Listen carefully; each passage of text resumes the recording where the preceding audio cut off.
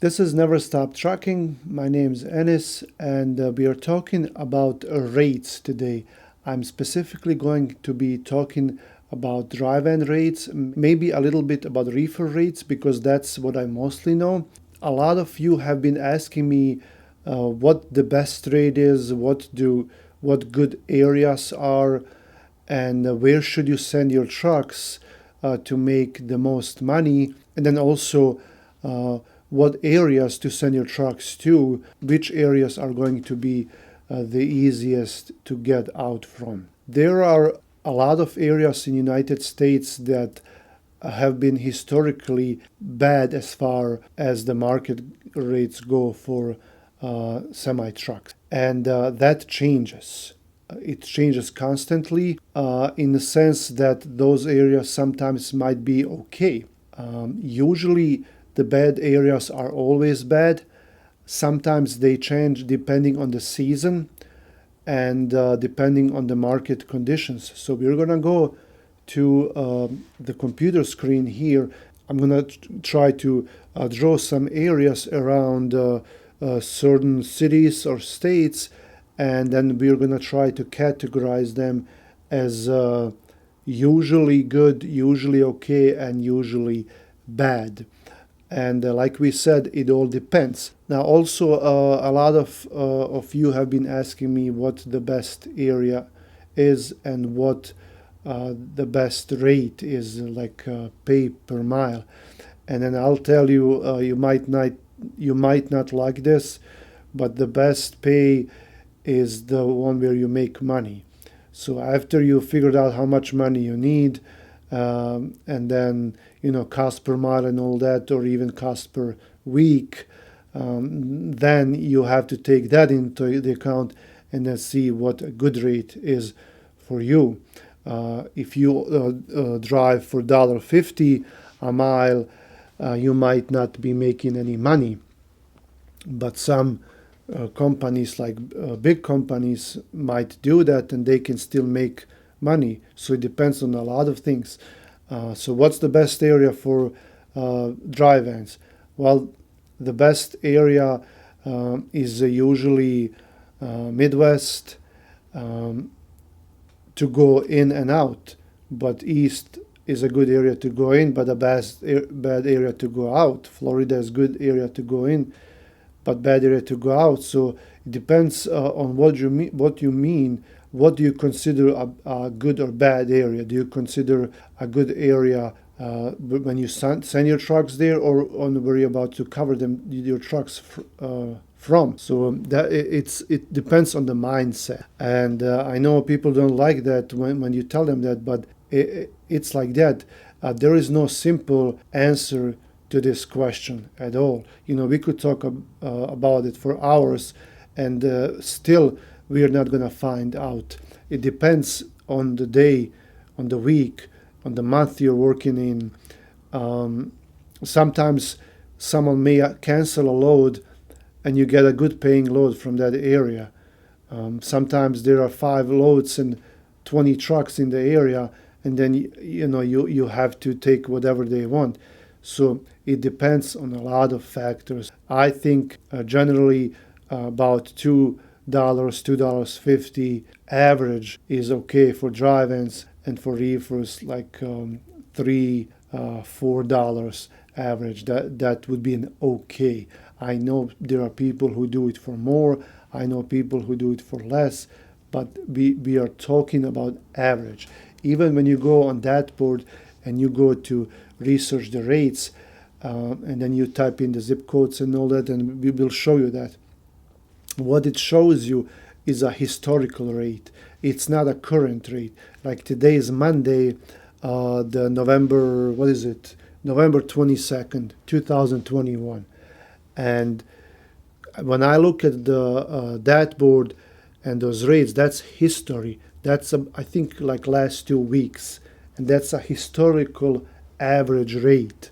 It's not the rate that you will get. It's not the rate that you will want. It just shows what the historical rate is. So if the historical rate is $2.50 from one point to another point, and you have a truck that wants to do that kind of route, that doesn't mean that you're going to be looking for a load that pays $2.50 per mile. That only shows you what they have been paying in the last 2 weeks, and that might change. Today is a new week, it's a new day. It might be a holiday. The markets might be going up and down. Something big might be happening, and that will make those rates fluctuate. So when you look at those historical rates, don't let that fool you. Like, don't think if you book a load for $2.50 a mile that you have a good load. Maybe you could have booked a load for $3.50 a mile. Because that's average, and we don't settle for average. I don't settle for average, and you shouldn't do either. You should settle for the highest paying rate. So if you have one truck to cover in that area, then you're not going to grab the first load that's paying $2.50 mile as the DAT board told you. It's same as if you're typing in a direction, a destination in your navigation system, and it tells you to go, take certain routes, certain streets, but you know that there is an easier way to get there. You're not going to blindly follow that navigation system. You're going to go the way you know it works. And same with these rates, you're going to book a better rate than that. So, like I said, this is just average rate.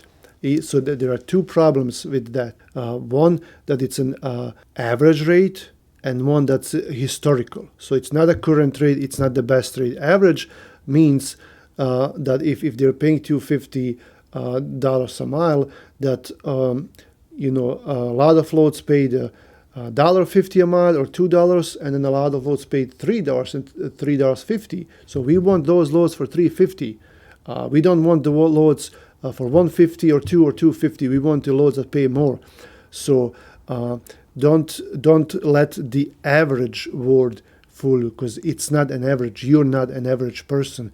You want to make money in this business, and then when you see an average rate, you always go higher. Someone might have canceled that load. The load might be heavier. There might be like a strict appointment for the pickup and deliver that someone else cannot meet, and you can meet that. Your driver might have fresh hours.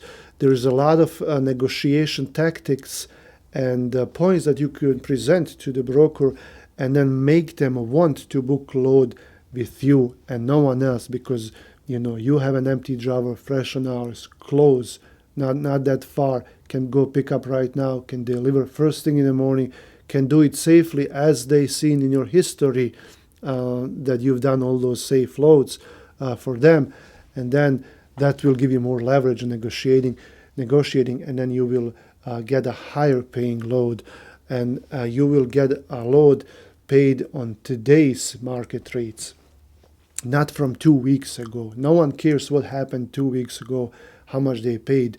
Brokers, might even, like, if you did a load for way more money back then, and they have a load now that's paying less, and you told them, well, we did it 2 weeks ago for that much money. They might honor it, but they might not. They might just say, hey, well, we can't do it now. Now it's less. But then also the markets might change for the better. And now you can tell them, well, the fuel is up, the markets are higher, I've seen so many loads, take it or leave it. I want this load for more money. So let's go and find about those areas. Here, if you go to DAT trend lines, and this is free, you just go to dat.com. You can even Google, let me show you. You can Google DAT rate trends. And then if I go to quick rate search, then like if we do like Grand Rapids to maybe St. Louis, Missouri, let me see what we get. 3.47 per mile, which is really good. So it will tell you the history behind this rate. But then, so as you saw, it was 1,500 per trip. But let me see. Like if we go here to search loads, let's do search loads instead of post truck so they don't call me. And then we search for a load, a van load out of Grand Rapids to St. Louis for, let's do tomorrow. And we're going to, our internet is slow for some reason. Okay. So let's sort them by rate. And then see, like this 125 miles from St. Louis. I'm gonna maybe do a smaller radius, like 80 and 80. Okay, so this is more like, you see, like 16, 15, 13. So that's the average here that they have. And then if you click on this load, 369, and then over there it showed 347 something. It was over there, but here it says 369. But this is going to Illinois, so it's kind of close to that area. This is more like what we saw before, 3.47, and then you can see how much they're paying on an average. But like, let's see, let's say, like sometimes when they have these rates posted, that means that usually they cannot go higher, much higher, if they already have a rate posted. If they don't have a rate posted, like this load here, then you can call on the load and ask how much they're paying, and ask for however, for whatever you want. You know, you ask them for more money, ask them for 18, and then see what they say. So it doesn't have to mean that you're gonna get that rate that it shows over there on the rate search. So let's go to our bad areas and good areas. So we're gonna make some drawings here. I'm gonna talk about bad areas first, and then we're gonna mark them in red. So historically, these East Coast areas have been bad as far as going out. So when I think of a bad area, to me it means that it's hard to get out of that area. And then usually what it means that the loads will pay much better going to that area, but it will be hard to get a truck out of the area. So in my eyes, that's a bad area, and that's what most people consider a bad area. So whenever you see me talking about a bad area, that means that it's going to be hard to get a load from that area, but usually you can demand more money to go to that area. So if you want to go from Iowa to East Coast, then you can get good money, okay? But then from there back to Iowa, you'll get bad money. At the end, it will even out. So from Des Moines to Harrisburg, you might get even $4 per mile, you know, like $3-4 per mile. But from there to come back, you might get $2 per mile, maybe even less. So it will even out, you know. It will be the same if you went from Des Moines to like Nashville and back, you know, for $2.50 per mile. Maybe right now, maybe $3. But you see my point. So if you go to a bad area, you get really good money. You go out, you get bad money, or you don't get a load at all. So sometimes that happens too. So when you have a bad area, you always want, if you have to send a truck there, you always want to send it for great money. You know, your driver may live there. You may have a load from there. There might be a few reasons why you need to send your truck there, but always go for the highest paying load to go there. And then when you want to go out, just know that it's going to be bad. So this is generally a bad area. Okay, anywhere from, let's skip Buffalo and Pittsburgh in, because that's, you can get a load from Ohio or even Buffalo or Erie or even Cleveland here to get out. So we're just gonna start probably bad area here. Within this bad area, there is even a worse area. Okay, so you think this is bad. Well, if you go to Baltimore, Philadelphia, New Jersey here, New York City, this might be even a worse area. Not just because of how the loads are paying, but because of the traffic. It's very tight, low bridges. You have all kinds of trouble here. So that might be why some people call it bad area as well, not just because of the paying loads. So we have this bad area. Now, Florida. Usually northern Florida is a little bit better, but then even this southern Georgia, sometimes it can get bad. So we're just going to include all that here in the bad area. Okay, bad area. All right, let me see. Here, Oklahoma City, mostly all Oklahoma is, except for Tulsa sometimes. So we're going to just, and then even this here are northern Texas, and then here El Paso, all this here you can consider a bad area to find a load from. Okay, so this is all rough. This is not exactly to the point. Sometimes you might get some outskirts that are okay. Here area and Nevada, you can call this another bad area. Okay, so we're just gonna include that in our bad area. Arizona here and New Mexico, they change a lot. So what are good areas here? Well, I'm gonna do Midwest here. I'm gonna try to be as much as I can, like let me do this, and I'm gonna do, see this Dallas and Houston, it changes a lot, but I'll just count this as a good area. Okay, and I'm gonna include New Orleans here as a good area, and then maybe even Shreveport. So that's a good area. Here, LA, generally close to the coast here is good area. So we're gonna include this. Okay, and then here, Seattle and Portland, we'll include that as a generally good area as well. All right. Let me see if I missed something. Okay. So this would be it for drive-ins. We have blue is good, so better than average. What happened here? This is not good. This is bad. Okay. For some reason, Las Vegas wanted to be good. So blue is generally good area, and then red is generally bad area, and the rest is just an okay area. So hopefully this will help you, and this is only for drive-ins.